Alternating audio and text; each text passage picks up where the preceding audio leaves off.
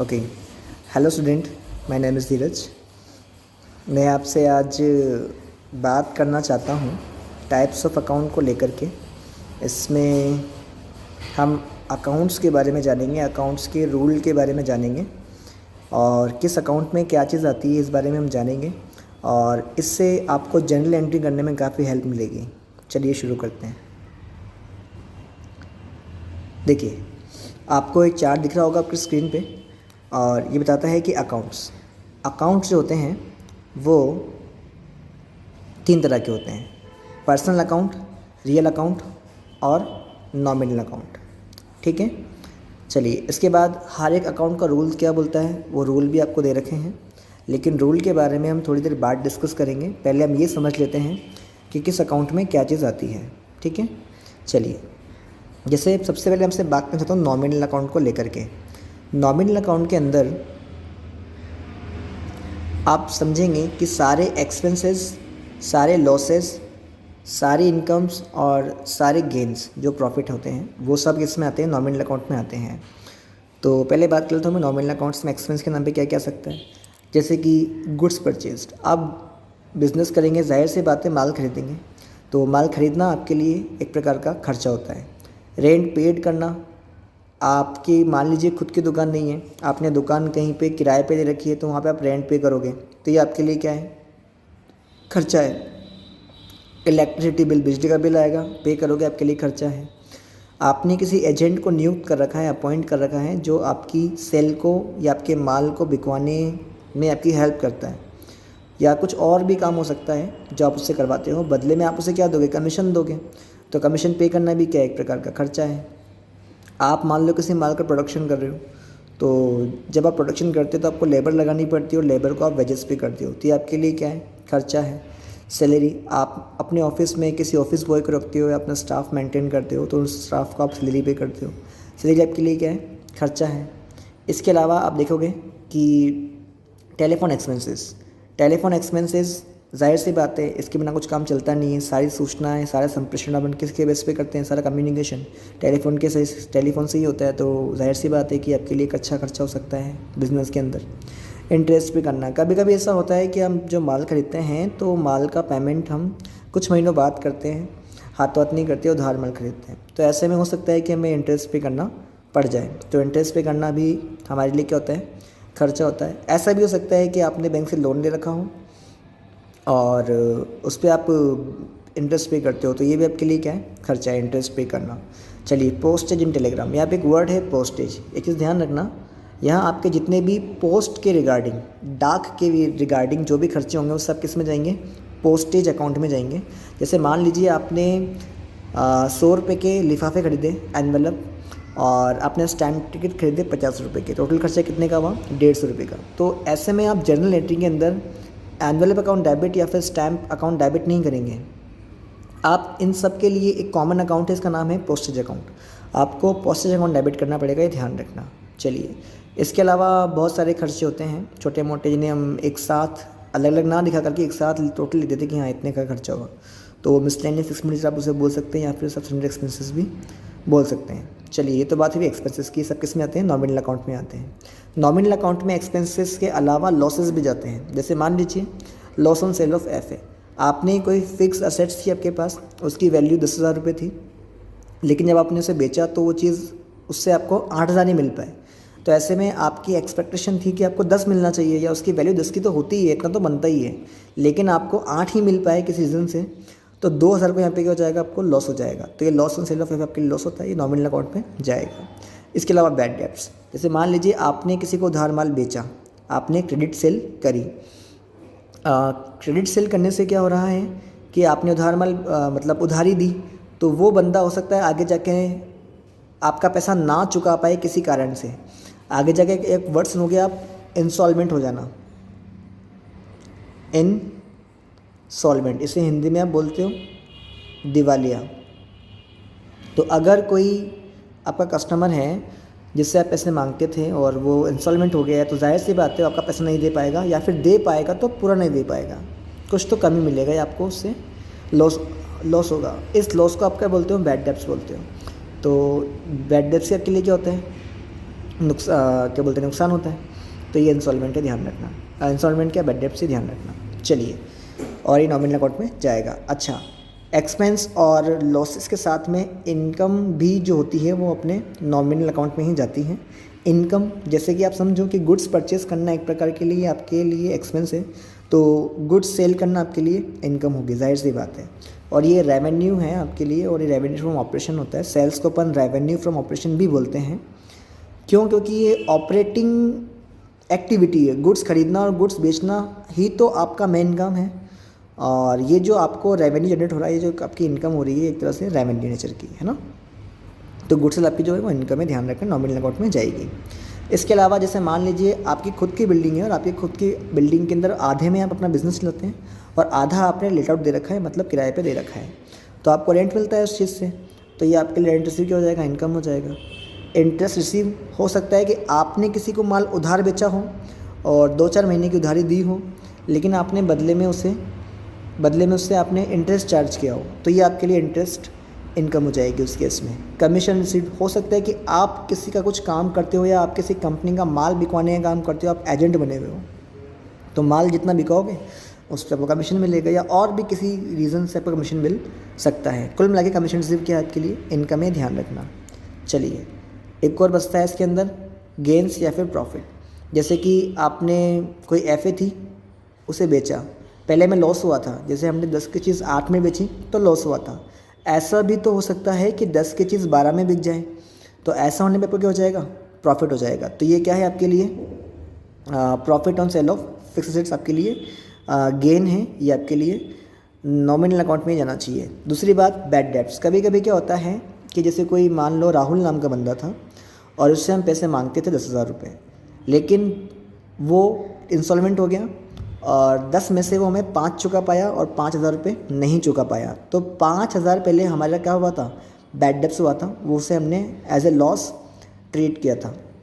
लेकिन 4 साल बाद 5 साल बाद राहुल फिर से आता है और आके बोलता है कि आपके जो 5,000 पहले मैं नहीं दे पाया था इंस्टॉलमेंट होने की वजह से, वो 5,000 मैं आपको अभी देता हूँ। तो ये डूबा हुआ पैसा वापस मिल रहा है आपको, इसे बोलते हैं बैड डेब्ट्स रिकवर्ड।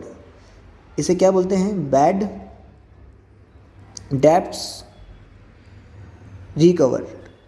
ठीक है, तो बैड डेब्ट्स रिकवर्ड आपके लिए एक तरह की इनकम होती है, या इनकम नहीं, ये आपके लिए गेन होता है, या आपके लिए प्रॉफिट होता है, थोड़ा ध्यान रखना प्लीज़, है ना। तो ये कुछ बातें हैं। तो कहने का मेरा मतलब है कि नॉमिनल अकाउंट में जो है आपके 4 चीज़ जाती हैं, एक्सपेंस जाते हैं, इनकम जाती है, लॉसेस जाते हैं एंड गेंस जाते हैं, ध्यान रखना। चलिए, अब हम बात करते हैं इसके रूल की। तो नॉमिनल अकाउंट का रूल ये बोलता है आपसे कि सभी खर्चों और हानियों को डेबिट करो, जितने भी आपके एक्सपेंसेस है या जितने भी आपके लॉसेस हैं सबको डेबिट करना चाहिए आपको। जितने भी आपकी इनकम्स होगी उन्हें आपके जो गेंस होंगे उन्हें आपको क्या करना चाहिए, क्रेडिट करना चाहिए, ध्यान रखना। जैसे मान लो आपने गुड्स परचेज़ किया तो परचेस अकाउंट डेबिट होगा, क्योंकि वो क्या है, खर्चा है। रेंट पे किया, रेंट अकाउंट डेबिट होगा क्योंकि खर्चा है। इसी तरह electricity, commission, wages, salary, telephone expenses, ये सब अकाउंट क्या होंगे, डेबिट। क्यों? क्योंकि खर्चे हैं। और इनकम की बात करें, आपने गुड्स सेल किया तो सेल्स अकाउंट क्या होगा, क्रेडिट, क्योंकि ये क्या है, इनकम है। ऐसे रेंट रिसीव हो रहा है, इंटरेस्ट रिसीव हो रहा है, आपको कमीशन रिसीव हो रहा है, ये आपके लिए क्या है, इनकम है। अब जैसे मैं थोड़ा एक चीज़ मुझे याद आ गई, देता हूँ मैं आपको, डिस्काउंट रिसीव होना आपके लिए फ़ायदा है ना। डिस्काउंट रिसीव्ड होना आपके लिए क्या है, फ़ायदा। ऐसे ही डिस्काउंट अलाउड करना, मतलब आप डिस्काउंट दे रहे हो किसी को, तो ये आपके लिए नुकसान भी हो सकता है, नुकसान भी होता है। तो कुछ ये बातें ध्यान रखना। चलिए, अब हम बात करते हैं आपसे रियल अकाउंट को लेकर के, वस्तुगत खाते को लेकर के। वस्तुगत खाते में क्या आता है, देखो मैंने यहाँ पे एक वर्ड लिखा है, 99% असेट्स और 99% ही लायबिलिटी। अगर मैं यूँ कहूँगा कि सारी असेट्स से सारी लायबिलिटी जो हैं वो रियल अकाउंट में जाती है तो गलत हो जाएगा, ऐसा नहीं होता है ना। तो इसलिए मैंने 99% यहाँ पे यूज़ किया है वर्ड। और एक चीज़ समझना आप कि जो 1% अपने असेट से लायबिलिटी रह जाती है वो कहाँ जाएगी, वो पर्सनल अकाउंट में जाएगी। थोड़ी देर बाद डिस्कस करेंगे उसके ऊपर। अभी आप समझिए कि रियल अकाउंट में केवल 99% और 99% असेट्स लायबिलिटी जाती हैं। चलो असेट्स की बात करते हैं। तो असेट्स देखो दो तरह की होती है, फिक्स असेट्स। फिक्स असेट्स में भी अगर मैं बात करूँ तो असेट्स दो तरह की होती है, फिक्स टेंजिबल सेट्स और fix intangible sets. Tangible sets वो जिनका फिजिकल एग्जिस्टेंस होता है, जिन्हें हम देख सकते हैं, छू सकते हैं, जैसे बिल्डिंग हुआ, लैंड हुआ, फर्नीचर हुआ, फिक्सचर हुआ, ट्रक, कार हुआ, मशीनरी हुई या पशुधन हुआ। लेकिन कुछ आपकी असेट्स ऐसी भी होती हैं जो इंटेंजिबल नेचर की होती फिक्स असेट्स ही हैं बट इंटेंजिबल होती है, जैसे कि गुडविल हुआ और पेटेंट हुआ,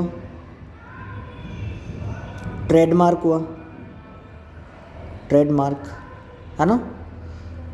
और भी हो सकती हैं असेट्स इंटेंजिबल। तो इंटेंजिबल असेट्स वो होती हैं जिनका फिजिकल एग्जिस्टेंस नहीं होता, जिन्हें हम ना देख सकते हैं, ना छू सकते हैं, केवल फील कर सकते हैं। तो ये जो होती हैं आपकी असेट्स किस में आती हैं, ये आएगी आपके रियल अकाउंट में। ठीक है, चलिए पशुधन का एक ध्यान रखना, यहाँ पे एक अकाउंट होता है लाइव स्टॉक अकाउंट। जैसे आपको हो सकता है अपने बिज़नेस में जो पशु हैं, जो जानवर वगैरह होते हैं, उनकी ज़रूरत पड़ती हो। जैसे अगर आपका डेयरी का बिज़नेस है तो डेफिनेटली आपके लिए गाय की ज़रूरत पड़ेगी, आप काऊ खरीदोगे, है ना, उसमें आप डीलिंग करोगे। चलिए, तो कहने का मेरा मतलब ये है कि लाइव स्टॉक जो वर्ड यूज़ होता है वो पशुओं के लिए यूज़ होता है। और चाहे आप किसी भी तरह के जानवर खरीदें, चाहे हॉर्स हुआ, कैमल हुआ या काव हुई, ये आप कुछ भी खरीदें, लेकिन आप इनका नाम डेबिट नहीं करेंगे। जैसे हॉर्स डेबिट करने से आप ये नहीं बोलेंगे हॉर्स अकाउंट डेबिट या कैमल अकाउंट डेबिट या काव अकाउंट डेबिट। आपको उन सब के स्थान पे केवल एक अकाउंट डेबिट करना है, इसका नाम है लाइव स्टॉक। जैसे पोस्टेज में कितने पन्ने, जो जितने भी अपने पोस्ट से रिलेटेड खर्चे होते हैं, तो पोस्ट से रिलेटेड जो खर्चे होते हैं उनके लिए अपन पोस्टेज अकाउंट डेबिट करते हैं। तो उसी तरह अगर आप कोई भी किसी भी तरह का पशु खरीदेंगे तो उसके लिए आप लाइव स्टॉक अकाउंट डेबिट करेंगे। ध्यान रखना, डेबिट क्यों करेंगे, क्योंकि ये असेट्स हैं और अभी मैं रूल पढ़ाऊंगा आपको रियल अकाउंट के, तो आपको समझ में आ जाएगा। चलिए, ये तो बात हुई फिक्स असेट्स। फिक्स में समझा अपन ने टेंजिबल सेट्स और एक समझा इंटेंजिबल सेट्स। अब हम बात करें करंट असेट्स की। करंट असेट्स का अंदर क्या आता है, पहली बात तो समझो करंट असेट्स का मतलब क्या होता है और एफए का मतलब क्या होता है।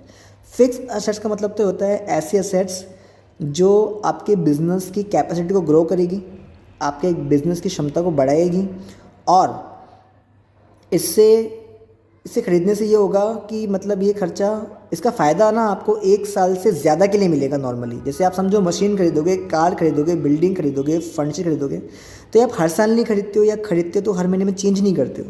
इसे आप काफ़ी लंबे समय तक यूज़ करते हो, अगर कुछ खराबी आती है तो रिपेयर कराते हो, अगर बहुत ज़्यादा परेशान हो जाते हो तो ही आप इसे रिप्लेस करते हो, चेंज करते हो, उसकी जगह नए लेकर के आते हो। तो कहने का मतलब ये है कि ये आपके लिए रोज़मर्रा के खर्चे नहीं है, ये खर्चे आपके कभी कभार होते हैं और ये कैपिटल नेचर के खर्चे होते हैं। तो ये फिक्स असेट्स होती है, आपकी ध्यान रखना।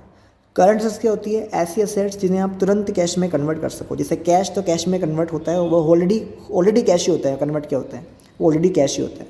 ऐसे बैंक का बैलेंस भी क्या होता है, वो कैश ही होता है।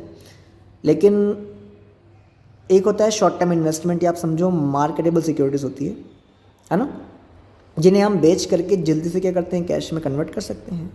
तो ये सब किस में आती है, करंट असेट्स में आती है। स्टॉक भी आप क्यों रखते हैं, स्टॉक अपनी दुकान में रखा हुआ है, 1 महीने बाद, 2 महीने बाद, 3 महीने बाद वो डेफिनेटली बिक जाएगा, और बिक जाएगा तो कैश में कन्वर्ट हो जाएगा। तो ये भी क्या एक प्रकार का स्टॉक करंट असेट्स से। ध्यान रखना, स्टॉक को अपन इन्वेंट्री बोल सकते हैं, हालांकि इन्वेंट्री एक बड़ा शब्द है, इसके बारे में हम कभी डिस्कस करेंगे। चलिए, इसके अलावा शॉर्ट टर्म इन्वेस्टमेंट है, मतलब ऐसे इन्वेस्टमेंट जो 12 महीने से कम समय के लिए हुए हों, तो आपके लिए क्या हो जाएगा, करंट असेट्स में काउंट हो जाएंगे। समझ में आई कहानी। तो ध्यान रखना, करंट असेट्स और फिक्स असेट्स किस में आती हैं, रियल अकाउंट के अंदर। अब बात करते हैं लायबिलिटी की। लायबिलिटी भी दो तरह की होती है, नॉन करंट लायबिलिटी, मतलब लॉन्ग टर्म लायबिलिटी बोल सकते हो आप इसे, लॉन्ग टर्म लायबिलिटी भी बोल सकते हो। लेकिन इसके अलावा यहाँ पे शॉर्ट टर्म लायबिलिटी भी होती है, मतलब करंट लायबिलिटी एक ही बात है, चाहे आप कुछ भी बोल सकते हो। तो नॉन करंट लायबिलिटी में से बैंक लोन हुआ, आपने बैंक लोन ले रखा है, जाहिर सी बात है आपने बैंक से लोन लिया है बिल्डिंग बनाने के लिए, और वो लोन जो है काफ़ी बड़ा होगा उसका अमाउंट। तो बड़ा अमाउंट आप एक बार में नहीं चुकाओगे, आप उसको चुकाने में आपको समय लगेगा, 4 साल, 5 साल, 10 साल भी लग सकते हैं, डिपेंड ऑन इंस्टॉलमेंट। तो मेरा मतलब ये है कि ये लॉन्ग टर्म लायबिलिटी आपको लंबे समय में पे करनी है, और ये लॉन्ग टर्म लायबिलिटी जो होती है ये रियल अकाउंट में आती है, ध्यान रखना। इसके अलावा करंट लायबिलिटीज़ जो होती हैं ये अपने क्या बोलते हैं, इसमें रियल अकाउंट में जाती हैं। और इसका एग्जांपल की अगर मैं बात करूं तो जैसे हुआ अपना शॉर्ट टर्म प्रोविज़न हुआ, शॉर्ट टर्म प्रोविज़न हुआ। इसमें जैसे टैक्स की मैं बात करूं, provision for tax, provision for tax, जैसे टैक्स अपन हर साल पे करते हैं, तो टैक्स अपन ने इस साल बनाया तो डेफिनेटली नेक्स्ट ईयर अपन को पे करना पड़ेगा, मतलब कुछ महीनों के अंदर अंदर पे करना पड़ेगा। तो ये शॉर्ट टर्म प्रोविज़न के अंदर काउंट हो जाएगा, प्रोविज़न फॉर टैक्स, है ना। तो ये आपकी करंट लायबिलिटी होती है एक तरह से, ये पे आपको करना ही पड़ेगा। तो ये सब किस में आ जाएगा आपके लिए, रियल अकाउंट में आ जाएगा, ध्यान रखना आप, ठीक है। और भी होता है, तो अभी जो मुझे याद आ रहा है मैं बता रहा हूँ आपको, बाकी फिर अपन बाद में डिस्कस कर लेंगे। चलिए, तो ये बात हुई अपने रियल अकाउंट को लेकर के। अब रियल अकाउंट के रूल के बारे में बात करते हैं। रियल अकाउंट का रूल क्या बोलता है, जो वस्तु व्यापार में आती है उसे डेबिट करो, और जो वस्तु व्यापार से जाती है उसे क्रेडिट करो। What comes in business will be debit and what goes out from business will be credit. जैसे मान लीजिए बिल्डिंग, आपकी बिजनेस के अंदर बिल्डिंग आ रही है, बिल्डिंग खरीदोगे तो बिल्डिंग आएगी, तो बिल्डिंग अकाउंट क्या होगा, डेबिट। आपने बिल्डिंग की जगह लैंड या ट्रक, मशीनरी, लाइफ स्टॉक कुछ भी खरीदा, तो ये सब बिजनेस में आ रहे हैं, तो आपकी टोन क्या बनेगी बोलने की, बिल्डिंग खरीदी, बिल्डिंग आ रही है, बिल्डिंग को डेबिट करो, है ना। ऐसे ही सेकंड रूल ये होता है कि जो चीज़ बिजनेस से जा रही है उसे क्या करो, क्रेडिट करो। अगर आप बिल्डिंग खरीदोगे तो जाहिर सी बात है कैश आपका जाएगा, तो कैश भी क्या होती है आपकी, एसेट्स होती है। एसेट्स में भी करंट एसेट्स होती है, लेकिन जाएगी किसमें, रियल अकाउंट में। तो रूल उस पर भी किस लगेगा, रियल अकाउंट लगेगा, मतलब कैश जा रहा है तो टू कैश। इस तरह से ये एंट्री बनने वाली है आगे जा करके, ठीक बात है। चलिए, अब जैसे बैंक लोन की बात करता हूँ, आप बैंक लोन लोगे तो ये आपकी लायबिलिटी है। लायबिलिटी तो क्या होना चाहिए, शेयर होना चाहिए। और एक बात ये भी है कि पैसा आ रहा है आपके पास, तो कैश क्या होता है, एक असेट होती है आपकी, तो पैसा आ रहा है तो कैश अकाउंट क्या होगा, डेबिट होगा। तो इसके लिए जो एंट्री बनेगी वो बनेगी cash account debit to bank loan, ठीक है। चलिए, इसके बाद हम बात करते हैं पर्सनल अकाउंट की। देखिए पर्सनल अकाउंट काफ़ी लंबा है, इसको आप ध्यान समझने की कोशिश करना। पर्सनल अकाउंट को अगर हम 3 हिस्सों में पढ़े तो थोड़ा समझ में अच्छे से आएगा आपको। नेचुरल पर्सनल अकाउंट को हम 3 हिस्सों में पढ़ सकते हैं, जैसे कि पहला नेचुरल पर्सनल अकाउंट, दूसरा आप पढ़ोगे आर्टिफिशियल पर्सनल अकाउंट, और इसके अलावा एक और होता है तीसरा रिप्रेजेंटेटिव पर्सनल अकाउंट, ठीक है जी। तो पहले बात करता हूँ मैं नेचुरल पर्सनल अकाउंट के अंदर। इसके अंदर जो नेचुरल ह्यूमन बींग्स है, जो वास्तव में इंसान है, जैसे आप हुए, मैं हुआ, या हमारी तरह कोई इंसान है, तो उनके नाम का कोई अकाउंट है तो किस में जाता है, नेचुरल पर्सनल अकाउंट में जाता है। जैसे Ram account, Shyam account, Ritika account, Geeta account, है ना। चलिए, आर्टिफिशियल पर्सनल अकाउंट के अंदर अगर आप थोड़ा ध्यान देंगे तो यहाँ पे हम बात करें पर्सनल अकाउंट की, और पर्सनल अकाउंट के अंदर मतलब एक वर्ड है पर्सन। और नॉर्मली क्या होता है कि हम पर्सन का मतलब समझते हैं कि कोई इंसान, लेकिन अकाउंट की भाषा में, अपने अकाउंट की भाषा में है ना, पर्सन का मतलब जो होता है केवल व्यक्ति नहीं होता है। अकाउंट की भाषा में पर्सन कोई व्यक्ति, मतलब ह्यूमन बींग्स, कोई इंसान हो सकता है। इसके अलावा कोई शॉप है, कोई फर्म है, तो फर्म भी किसके बराबर होती है, एक पर्सन के बराबर होती है। और कंपनी भी जो होती है वो एक पर्सन के बराबर होती है। इसके अलावा बैंक अकाउंट को भी पर्सन की कैटेगरी में रखा गया है, बैंक को भी पर्सन माना गया है। अब ऐसा क्यों, आप समझिए। देखिए, ये जो तीनों चीज़ें हैं, फर्म हुई, कंपनी हुई, बैंक हुआ, ये वास्तव में इंसान नहीं है, लेकिन एक इंसान जो जो काम कर सकता है ये उस काम सभी ये भी कर सकते हैं। जैसे कि आप लोग पैसों का बिजनेस कर सकते हैं, जैसे कि अपन कहते हैं ना, VC वगैरह चलाते करते लोगों की जमा अपन लेते हैं, उन पे ब्याज देते हैं। तो अपन करते क्या है, उस जमा का लोगों से पैसा लेकर के उस पैसे को कहीं और इन्वेस्ट करते हैं। जैसे अपन लोगों को ये कहा आपने कि हम आपको 5% इंटरेस्ट पे करेंगे जितना जमा कराओगे, तो आप क्या करोगे, उनके पैसों को कहीं और ऐसी जगह इन्वेस्ट करोगे जहां आपको 5% से ज़्यादा पैसा मिलता है, इंटरेस्ट मिलता है। तभी तो जाकर के आप सामने वाले बंदे को, जिनसे पैसा आपने लिया है, उनको 5% पे कर पाओगे, है ना। तो बैंक क्या करता है, बैंक भी तो ये करता है, हमारा पैसा हमसे लेता है, और इस पैसे को बैंक क्या करता है, आगे री इन्वेस्ट कर देता है, और किसी ऐसी जगह री इन्वेस्ट करता है जहाँ से बैंक को एक अच्छा पैसा मिलता है, और उसी अमाउंट में से बैंक हमें थोड़ा बहुत पैसा हमें ट्रांसफ़र कर देता है एज ए इंटरेस्ट, और बाकी पैसा बैंक अपने पास रखता है। तो कहने का मतलब है कि जो काम एक फॉर्म, कंपनी, बैंक कर सकती है वो एक इंसान भी कर सकता है। मतलब मैं यूँ कहूँ कि जो काम एक इंसान कर सकता है वो फॉर्म, कंपनी या बैंक भी कर सकती है। तो यहाँ पे क्या होता है कि अकाउंट की भाषा में इन्हें पर्सन माना गया है, लेकिन इन्हें आर्टिफिशियल पर्सन कहा गया है, नकली पर्सन, है ना। तो आर्टिफिशियल पर्सन कैटेगरी में ये लोग आने वाले हैं, थोड़ा ध्यान रखना। लिख भी रखा है यहाँ पे, जैसे कि एनी शॉप है, कोई दुकान वगैरह का नाम है, या कोई कंपनी है, या फिर बैंक अकाउंट, ये 3 चीज़ें आ सकती हैं। जैसे कि अगर मैं दुकान का नाम या फर्म का नाम कहूँ तो Ramlal and sons, Verma and brothers, Motilal sweets and namkeen, है ना, ये नाम हो सकता है उनकी फर्म के। ऐसे ही कंपनी फॉर्म में बात करें तो आपको लिमिटेड वर्ड सुनने को मिलेगा, राम लिमिटेड, वर्मा लिमिटेड। तो जहाँ भी आपको किसी नाम के पीछे लिमिटेड शब्द सुनने को मिलता है तो वो कंपनी फॉर्म होता है, ध्यान रखना बिज़नेस का। तो ये लोग, इनके जो अकाउंट होंगे किसी के, तो किस में आएंगे, आर्टिफिशियल पर्सनल अकाउंट के अंदर आएंगे, ध्यान रखना। चलिए अब हम बात करते हैं रिप्रेजेंटेटिव पर्सनल अकाउंट को लेकर के। रिप्रेजेंटेटिव पर्सनल अकाउंट में आप ध्यान रखिए AUPU। AUPU का मतलब accrued income, unearned income, prepaid expenses और आउटस्टैंडिंग एक्सपेंसेस। इसके बारे में थोड़ी देर बाद में बात करता हूँ, पहले आप डेटर समझिए। डेटर, अगर आपने उधार माल बेचा है तो आप एंट्री के पास करते हो उसकी, आप उसकी एंट्री पास करते हो debtor account debit to sales. मैं समझाता हूँ आपको एक बार।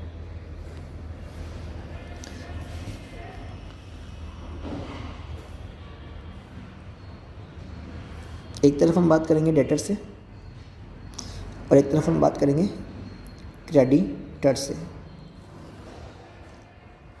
चलो डेटर से बात करते हैं। देखो, जब आप उधार, डेटर जो होते हैं वो अराइज कब होते हैं, तो जब आप क्रेडिट सेल करते हो, आप उधार सेल करते हो, ठीक है।